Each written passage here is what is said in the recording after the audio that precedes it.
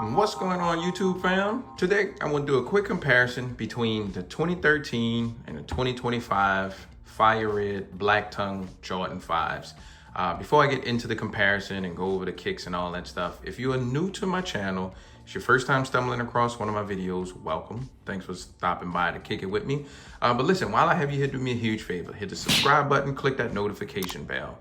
That way, when I upload new material, post new content, you'll get a little notification, head to the channel, see what I uploaded. If you're on social media, Instagram, Twitter, X, whatever we call it, really any of the platforms, you enjoy sneakers, anything related to sneakers, some outfit ideas, give me a follow. You can find me. I'm at IamTMCII.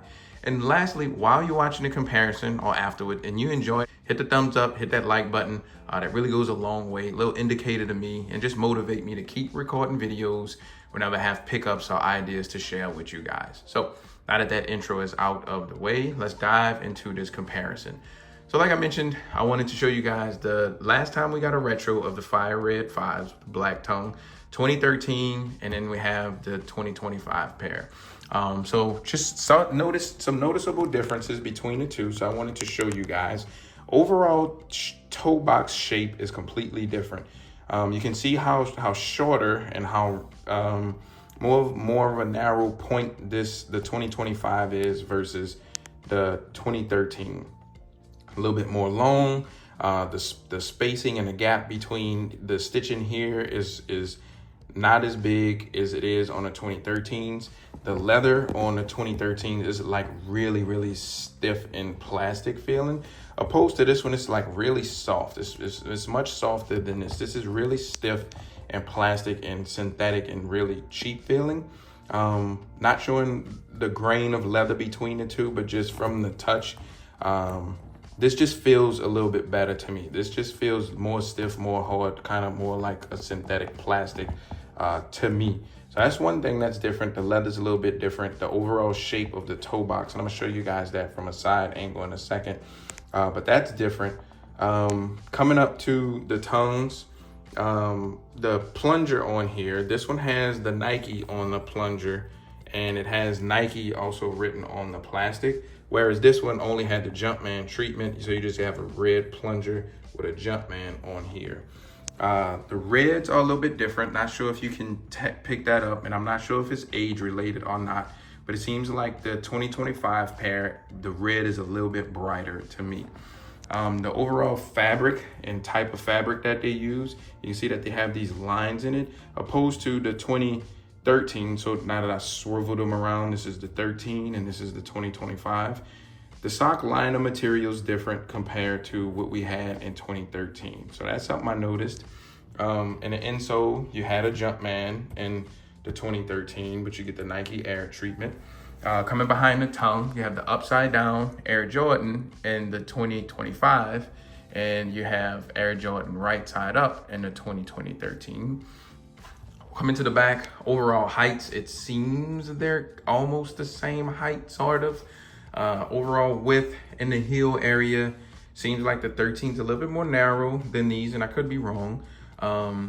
But you do get the Nike Air, and then you have the Jumpman on here. Just looking at the placement and the height of this versus this, it seems like the 2013's, the 2025's a little bit taller with the stitching for where this is. So that is something else I noticed. Coming to the 23, so that is a huge difference. So the 23s, the fonts are completely different. The font, the size, and everything's different. So the 2025, this is closer to the OG, and this is just a completely different font that they used on here, and it's much smaller. So you guys can see that that's different.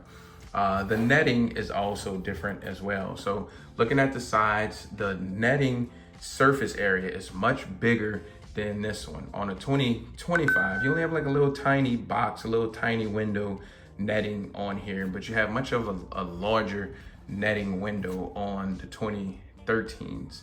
So that is something different too. You guys can kind of see that if I put them side by side like this. The outsole have more of a bluish hue to it. I think the pods were white, just like they are in here. I can't really tell because they're a little foggy from age. So that's something I noticed. You do get a Nike on the bottom, but you have Jordan on these just because you don't have any of the Nike branding on the 2013s, which is the one up top, obviously. So I think that's some of the major things that I've noticed. I know I may be missing something, but from what I can tell and can see, this is like some of the major differences. That toe box that I was telling you about, you can see the shape of the 2025 from the tongue to the toe. It's just slant. It just comes straight down and it just slants, have a nice shape, kind of like the original. But with the 2013s in the back, from the tongue to the toe, it comes down and it kind of plateaus out, kind of like a banana boat. I never really cared for the shape of some of those fives when they started to retro them, because they didn't look anything like the originals. So the shape is much better on the 2025 release versus the 2013, what we had back in the day. Just that shape, that toe box that just comes straight across. I never really was a fan of that. So that's some of the major differences that I've seen. The shape of the tongues, the height of the tongues, all that stuff is kind of close. You have to really, really put them side by side to see some of the minimal differences.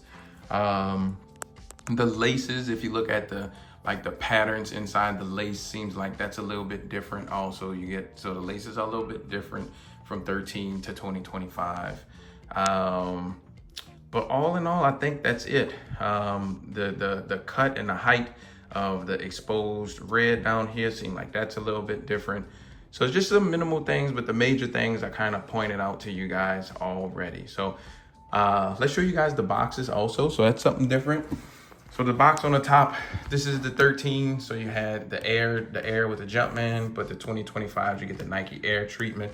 They were only $160 back then. And this was the color code, the color code and the product code right here. That was 2013, $160, and now they're well over $200 now with the price of inflation and everything.